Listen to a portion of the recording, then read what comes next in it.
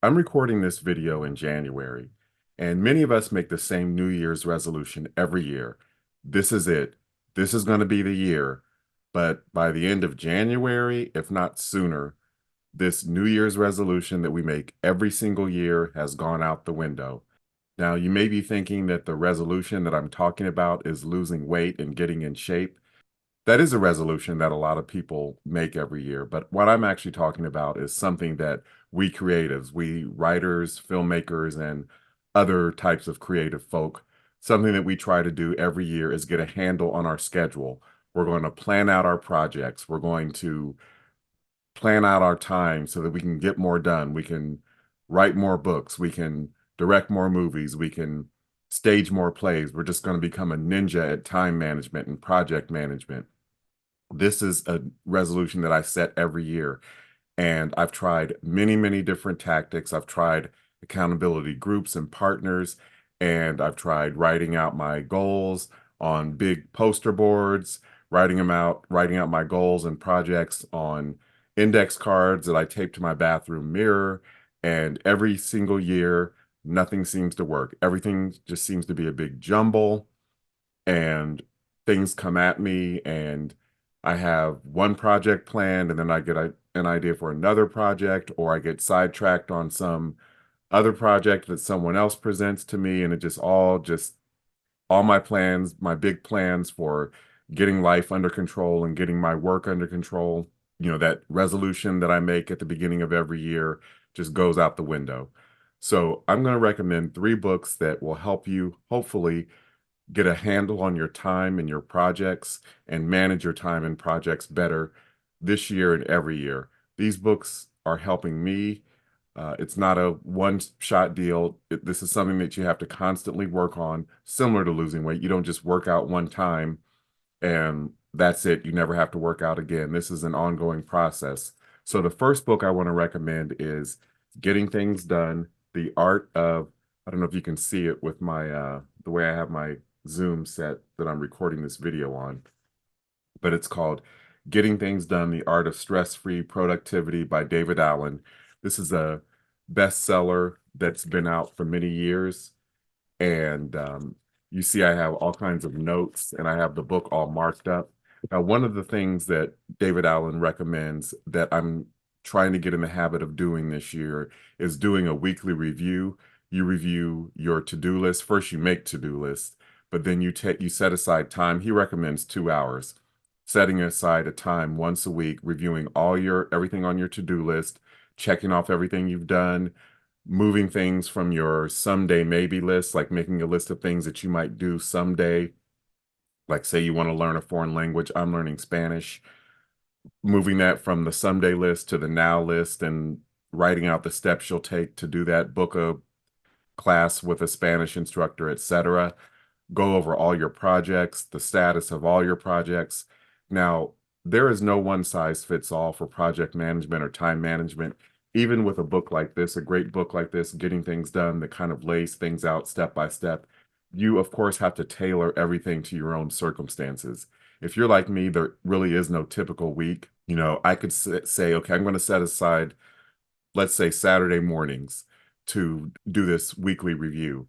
But inevitably, the way life works, I'll get some invitation to a family gathering, or there'll be some spillover from my day job working in communications that requires me to work on a Saturday. So the time I had set aside for my weekly review gets pushed to the wayside. And also, I don't know if it's realistic to try to set 2 hours aside. Something that helps me a lot is I work on the Pomodoro method. That's when you work in 25-minute increments.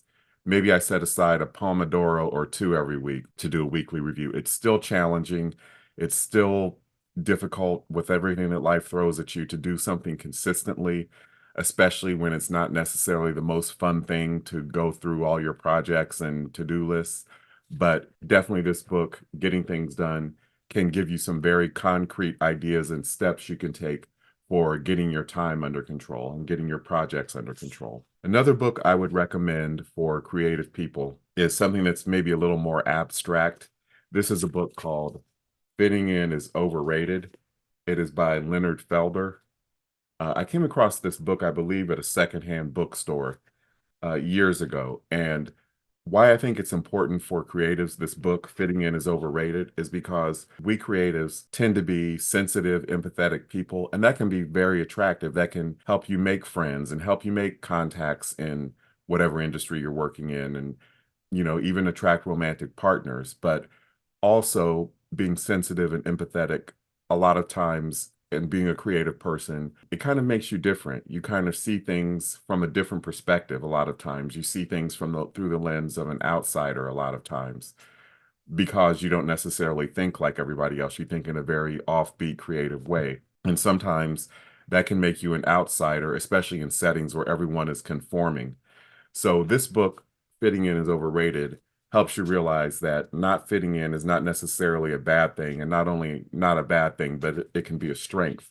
I'll just read an excerpt that kind of illustrates this. So on page 19 of this book, the hardcover version, Leonard Felder writes, "As much as we all long to feel connected, welcomed, and included somewhere, there are still going to be situations where we get treated like persona non grata, a Latin phrase that literally means unwelcome or unacceptable person. Some judgmental, snobby, or intolerant person has decided who belongs and who doesn't, who gets treated well, and who might as well be invisible. There have been numerous times in my life where I felt like that. But on page 21, Felder goes on to kind of give some suggestions on how to deal when you feel like that. Being different from the pack will continue to be painful if you are consenting to those others' narrow views of what matters in life. But you can begin to heal and regain your strength if you realize that your goals, as well as your unconventional way of being, are just as needed in this broken world as those of any insider." These are definitely words to live by, so I highly recommend Fitting In is Overrated by Leonard Felder. So another book that I would recommend, and this may sound contradictory to the first book I recommended, but it's really not. This book is called Laziness Does Not Exist by Devin Price. Now, it's become a cliche in recent years that two things can be true, or that sometimes you have to hold two competing thoughts in your head, and that's true. I have found that in order to accomplish things, you do have to work long, hard, and smart. You have to push through a ton of resistance, both internal and external. There are so many parts of me that wants to be lazy, that wants to just veg out and watch TV and be passive. It's very easy to dream about things, and it's not so easy to put things into action, to take action, and to try to make your dreams a reality. It's much easier to just sit around and daydream. But so, whereas I believe you definitely have to work hard, you have to acquire skills, whether it be writing skills or filmmaking skills or directing skills to make your dreams come true. But you also have to learn how to stop, take a break, enjoy life, and rest to avoid burnout or to deal with burnout that you already feel. In this book, Laziness Does Not Exist really gives some good tips on how to pursue things that you're interested in, pursue your career that you're interested in, but it doesn't have to be an all or nothing kind of equation. Whether you're working like a dog 24/7, wearing yourself out, burning the candle at both ends, as the saying goes, this book really gives you permission to, when you need to veg out, when you need to just take some time for yourself to relax and do nothing, that can actually be very regenerative and give you more energy to pursue your goals. So I'll just read a quick excerpt from a chapter, Your Achievements Are Not Your Worth. When a person says they relish the things they love and devote their full attention to experiencing them in a mindful, appreciative way, you can savor anything you find pleasant, whether it's a picturesque hike in a nature reserve, a refreshing cocktail, or an especially challenging crossword puzzle. All you have to do is approach it with slow, mindful gratitude rather than seeing it as an item on a to-do list that you have to check off. So those are three book recommendations to hopefully help you as they are helping me achieve balance in this pursuit of career success, personal fulfillment. I hope you find those recommendations helpful. If you do, or if you have other recommendations, please leave them in the comments. And as always, thank you for watching. If you like this video, please leave a comment, share it, and subscribe to my channel.